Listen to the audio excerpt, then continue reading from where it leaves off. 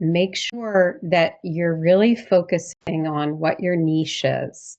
For me, it was, I really want to focus on workplace challenges. That's what my book is about. I want to help individuals who are facing challenges. And now I want to go even further and help companies to have better cultures so that they can thrive and grow. So I think focus on what your niche is because you can't be everything to everyone. And if you can narrow it down, that's where you're going to develop that following that you want to get clients. Welcome to Career Coaching Secrets, the podcast where we talk with successful career coaches on how they built their success and the hard lessons they learned along the way. My name is Davis Nguyen, and I'm the founder of Purple Circle, where we help career coaches scale their business to 7 and 8 figures without burning out. Before Purple Circle, I started and scaled several 7 and 8 figure career coaching businesses myself and consulted with 2 career coaching businesses that are now doing over $100 million each. Whether you're an established coach or just building your practice for the first time, you'll discover the secrets to elevating your coaching business. Hey everyone, welcome again to another episode of Career Coaching Secrets podcast. Today my guest is Rene Madden, an executive coach and transformation leader with over 35 years in financial services, including senior roles at JPMorgan Asset Management. She specializes in leadership development and change management, helping businesses optimize operations and navigate transformation. Rene is also pursuing a master's in executive coaching at NYU, further deepening her impact. She's also the author of her new book, Crush It. I'm excited to learn more from her expertise. Welcome to the show, Rene. Thank you so much. Happy to be here. Initially, you were a career coach. Now you're moving to executive coaching. So you can talk about what inspired you to become a career coach in that case. Sure. So about 5 years ago, I was moved into another position at my company, and I was not going to be a manager anymore. And so I started feeling I really missed managing because when I managed, I was also coaching individuals for success.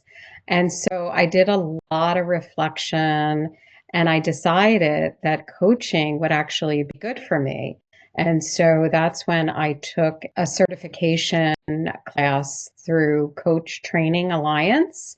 It was a 6-month class. It was during COVID, online at night.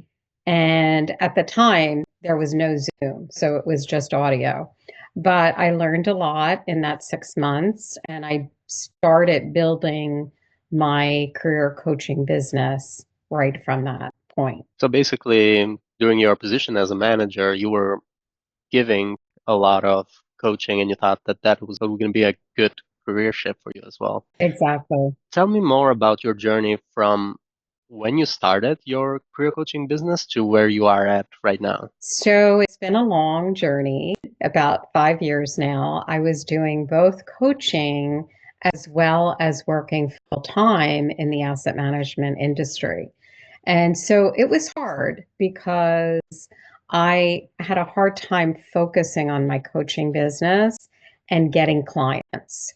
So I really have been looking at, well, how can I move from corporate to focus just on my coaching business? And so I have the ability now to leave corporate, which I'm going to be doing next week as my last day. And so I've been able to do a lot on the side. I built my own website. I learned how to do that. I've had clients that I've worked with. And I also felt it was a great opportunity to get my master's in executive coaching so that I could build my credibility as a coach. And who do you work with mainly, and what transformation do you help them achieve? So right now I've been working really with mid-level professionals, and I've been helping them get out of being stuck in their career. So for instance, they could have been a vice president for many years and they're not getting to that next level. So I work with them to help them think about how can they get unstuck.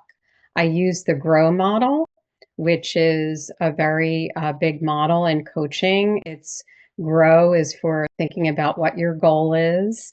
The R is for reality, what's happening now. O is for opportunities that they can take. And then the W is the way forward. What action are they going to take forward? And that has really worked for me and for my clients. They really seem to like that. And I've helped a few either ask for a raise, promotion. I've helped people who have recently been laid off to find new careers for themselves. And was it mostly mid-level professionals in financial industry or any Yes. industry? Mostly financial. I have helped a few people in the entertainment industry as well who have found me through LinkedIn. Mm-hmm. Yeah, good. So LinkedIn, and that's where I was going next is where do you find your clients and like what's your main way of connecting with your potential clients, basically your primary marketing channel? So I have tried different platforms like Facebook, TikTok, Instagram, but LinkedIn seems to be the best platform for me. I write blogs and I share them on LinkedIn. And so I think that's where people get to see my content and what I'm all about and what I'm talking about.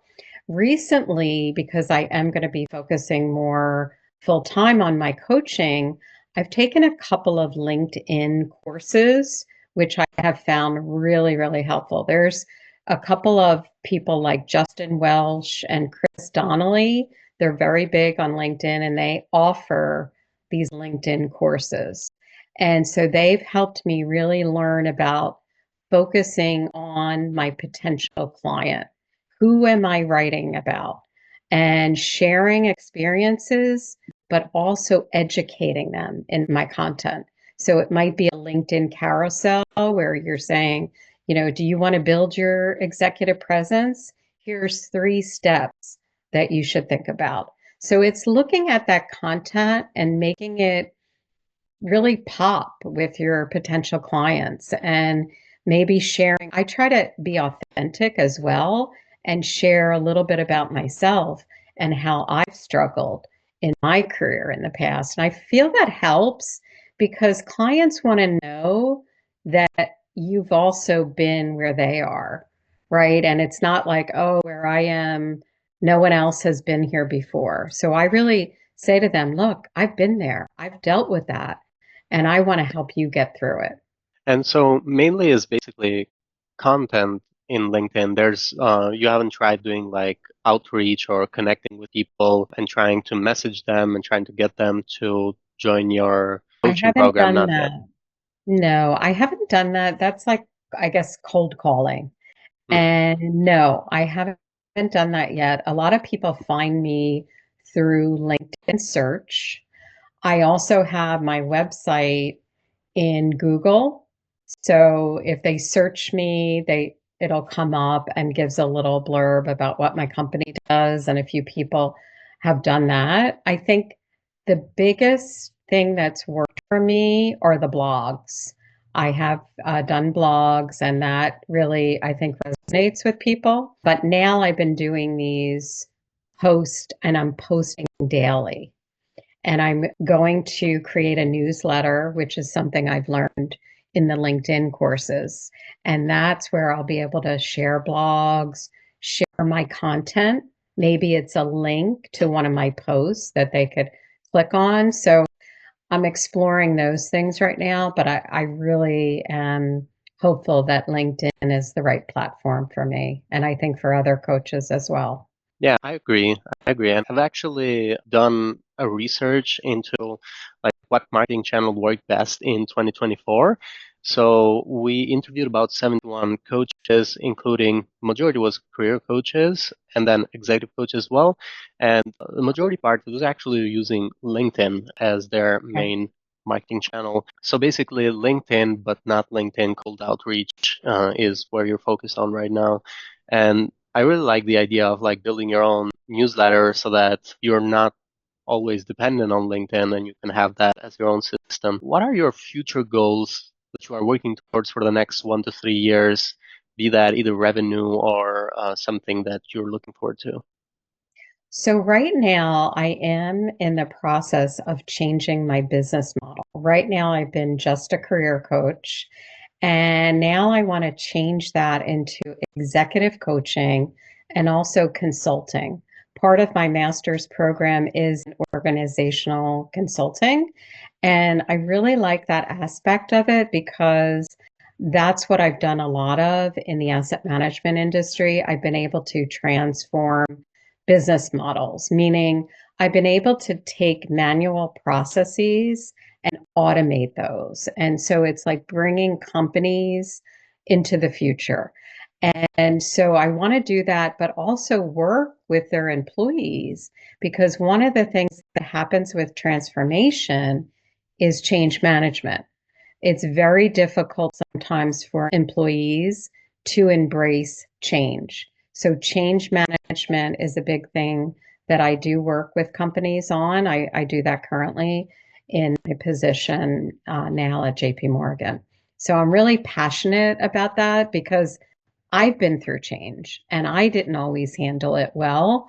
And so, what I want to do is take what I've been through, the challenges I've been through, and what I've learned, and train other people how to handle those challenges. Thanks for sharing that. You mentioned Justin Welch as well for LinkedIn.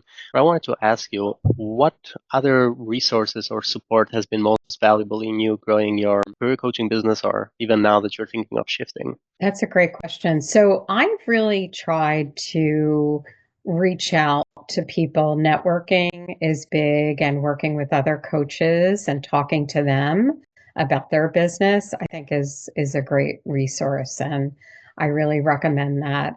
The other thing I've done is I love to learn. So I'm always reading books, and then being in the master's program, you get a ton of book recommendations and requirements. And training, there's so much training online that's free. There are blogs or podcasts like yours that coaches can turn to and listen, and you get free training on those podcasts. So I highly recommend that. It's just being self aware and having that growth mindset is going to really benefit to everyone because every day I'm learning something new. I never want to say, oh, I'm perfect and I don't need to learn anything else. Every day I'm learning something new. I'm like, oh my God, I can't believe I didn't know that before. And the information is all out there. You just need to be It's looking for it. exactly. It really is. And ChatGPT, Mhm. amazing resource that really is helpful for coaching. I wanted to ask you also, and this is a question I ask all the coaches that come into the podcast, is what is something that you wish you had known when you first started scaling your coaching business? What is one unexpected lesson learned? Well, I think I did it a little too quickly. So I was in the Coach Training Alliance certification program, and they not only taught coaching, but they taught you about starting your own business. And I think I rushed into it too quickly. I really should have focused on being a coach and learning as much as I can. So I really recommend a program like the master's program at NYU. I wish I had done that first. And, because now I'm learning so many things about the best ways, the best practices in coaching. So I think it's refine your skills first, then build your business. I mean, you could do little things like you could practice with people, but I really think it's helpful to get more training before just jumping into it. Also, the International Coaching Federation, ICF, I'm now a member and I am working towards an accreditation with them. And so it's following their credentials as well and networking. They have chapters all over the country, and so you'll get to meet other coaches, and that's where you could start with networking and build your resources from there. Hmm. So I highly recommend refine your skills first, then build your business. Thanks for sharing it. So basically, instead of focusing on the business side initially, focus on the coaching would have been one of the lessons that you learned, improving your coaching skill before, and then moving to the business operations side of it. What are some of the biggest challenges that you faced in scaling your coaching business, even then or even right now in this at this point? So I think the biggest challenge is lead generation, getting new clients. And, I think that's why marketing yourself is really important. Having a website, making sure that it is something that's professional. I've had people work with me on that. I built it from scratch, but then I reached out to professionals to help me enhance it. So I think that's the right thing. And, it's just being an entrepreneur and learning. It's not just about coaching. So you have to learn how to build a business, pick a name out, right? And then get an LLC, or, you have to look into what type of company. You have to look for an accountant. So there's so many things that go into building a business. And, it's just learning all of those things. You have to do bookkeeping. And, then if you hire additional employees, you have to learn all of those things. So I think that's for me right now is one of the biggest challenges, but I am working with the right people to help me. I have a business plan, and now I'm really, looking to scale, as you said. I want to, hopefully, the revenue from my business will help me keep to the same level I am now. So my life doesn't change because I'm out of corporate. So that's Hmm. really my goal right now. Of course, in the future, I would love the business to grow and be able to do trainings and for corporations and individuals. But initially, the goal is for you to change the income that you were getting from the full-time job, be able to get that from the coaching Exactly. business. Are you currently close to that, or you feel that there's a little bit more to get Not to that yet. point? Okay, of Yes, course. not yet. And that's where the marketing comes in. Hmm. And I think LinkedIn is where I'm going to put my attention now to build my lead generation and Hmm. potential clients from there. I wanted to ask you because I think there's also other coaches that have been in this position that you have been right now that is changing for you because you are leaving your job. But there's probably coaches that are also in a full-time job, also doing coaching. I wanted to ask, how have you been balancing basically delivering great results to your clients, managing your business, and on the other side, there's also the job. Yeah, it's hard. It's very hard. I do recommend though, if coaches are in the same position where they have a full-time job, keep your full-time job while you build the business, right? Because, I've seen the flip side where coaches go out on their own right away and it's hard because they don't have the revenue. And so if you can build the business while working full-time, that's great. It is hard, right? Because I did have to do my coaching calls at night or on the weekends. And it seemed, clients were fine with doing that. So I didn't really have an issue with clients. And that's when I would do my work is I would do it at night, and on the weekends I would focus on the business. And my full-time job, it was really, I kept that at 9 to 5 during the 5 days a week. That's how I balanced it. Yeah, so definitely not an easy thing to do. What aspects of running your coaching business quotation would keep you up at night at this point? At this point, what keeps me up at night is just the business part of it, right? And, the accounting, finding an accountant and helping me with all of those things, the expenses that, will go into building the business. Because, a lot of people are going to reach out to you as well. Like for new coaches, you go onto LinkedIn, you change your profile to coach, you're going to get a lot of other businesses reaching out. I can help you get clients. And so I would really say do your due diligence. Don't just, work with the first people who reach out to you. And that's what keeps me up at night, right? Is because there are so many things that you can do and want to do, but they also cost money. And so that's where the due diligence comes in. So you could figure out what are the right things that you need to do for your business to grow and scale. Hmm. And right now we're getting to a closing question, and so far it's been a very interesting conversation. I wanted to ask you, since you've been doing it for about 5 years now, what advice would you give to other coaches that are looking to scale their impact? I would just say continue to learn the best practices of being a coach. Make sure that you do know how to do content. Content is big.